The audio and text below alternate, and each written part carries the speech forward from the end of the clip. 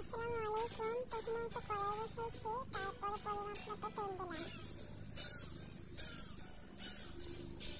তারপর আপনারা দেখতে পাচ্ছেন আমি মাংসে গোলমরিচের গুঁড়া দিয়ে কিছুক্ষণ মেখে রেখে দেব, যাতে করে মাংসের আলাদা একটা গন্ধ না আসে রান্না করার পরে। দেখেন আমি ভালো করে সুন্দর করে মাখে নিচ্ছি।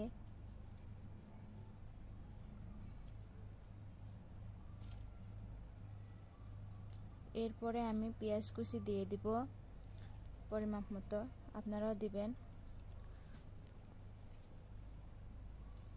পেঁয়াজটা দেওয়ার পরে সুন্দরভাবে নাড়বেন, না হলে পেঁয়াজটা আবার নিচে লেগে যেয়ে লাল লাল হয়ে যাবে, তখন পোড়া পোড়া ভাব হবে, ভালো লাগবে না। তারপরে 2টা তেজপাতা দিয়ে দিলাম। এখানে আদা বাটা রসুন বাটা দিয়ে দিছি, আর এই আদা বাটা রসুন বাটার মধ্যে ছিল রোস্টের কিছু অল্প মশলা ছিল, ওখানে দিয়ে দিছি। তারপরে দারচিনি, এলাচ, লবঙ্গ সব কিছু দেওয়ার পরে ভালোভাবে নেড়ে নিচ্ছি। এখানে দিয়ে দিলাম হলুদের গুঁড়া দেওয়ার পর আবার ভালো করে নাড়তেছি। এখানে দিলাম জিরার গুঁড়া। আমার জিরার গুঁড়ার সঙ্গে ধনিয়ার গুঁড়াও মিক্স করা আছে, এর কারণে আমি আলাদা এক্সট্রাভাবে ধনিয়ার গুঁড়া দেই না।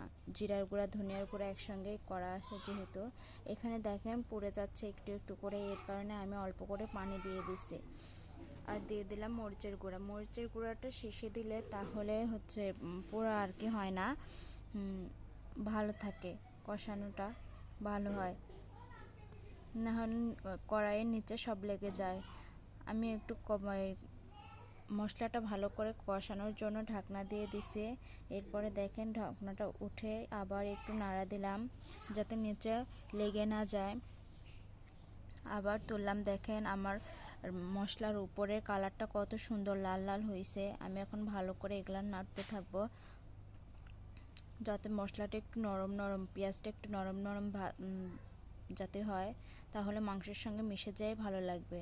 এরপরে আমি এখানে মাংস আলু একসঙ্গে দিছি। আপনারা চাইলে আলুটাকে পরেও দিতে পারেন, আলুটাকে তেলে ভাজেও দিতে পারেন, কিন্তু আমি তেলে ভাজে দিলাম না, একসঙ্গে দিয়ে দিলাম।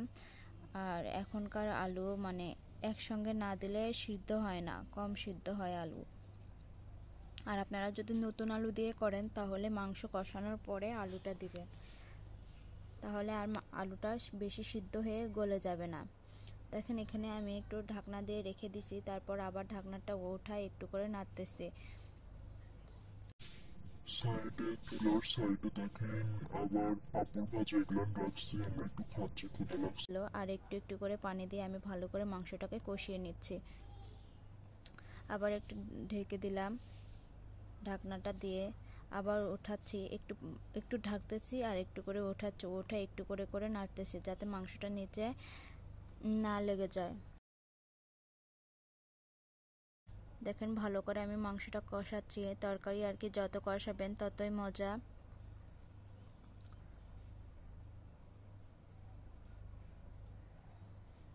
ভালো করে কষাইতেই থাকবেন। দেখেন এখানে ভালো করে নিচ থেকে একদম যদি লেগে যায় খুন্তিটা দিয়ে বা হাতা যায় যেটা বলেন না কেন, ওটা দিয়ে ভালো করে নাড়বেন।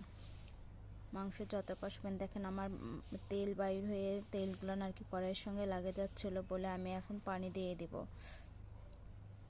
আমার মগটা দেখতে পাচ্ছেন, এখানে আমি 2 মগ পানি দিছি, কারণ আমি হচ্ছে মাংসটাতে একটু ঝোল রাখবো। আমার মাংসটা খুব টাটকা ছিল, বাজার থেকে মাত্রই নিয়ে আসছে, এর কারণে আমি টাটকাই রান্না করতেছি দেখে ঝোল রাখবো। আপনারা চাইলে ভুনা করতে পারেন। শেষে আমি 4টা এই যে কাঁচামরিচ দিয়ে দিছি। কাঁচামরিচ দেওয়ার পরে দেখেন সুন্দরভাবে আমার ঝোলটা একটু কমে আসতেছে দেখে আমি আবার দেখলাম, দেখে আবার ঢাকনাটা দিয়ে নাড়লাম।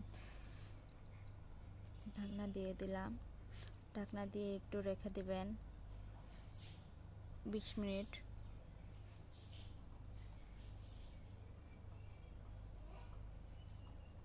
আমি একটু লবণ দেখতেছি, আপনারাও একটু লবণ দেখে নেবেন।